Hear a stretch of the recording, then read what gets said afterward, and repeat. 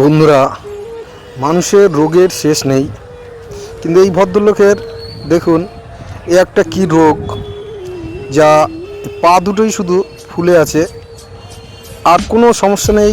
এনার শরীরের কোনো সমস্যা নেই, ডাক্তার দেখিয়েছে, ডাক্তারও বলছে সব রিপোর্ট ঠিক আছে, কিন্তু এই পা দুটোই শুধু ফোলা থাকে।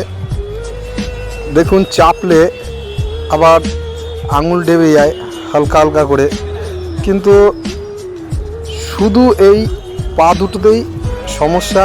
আর পা দুটো ফুলে যায়, মনে হয় জল জমেছে।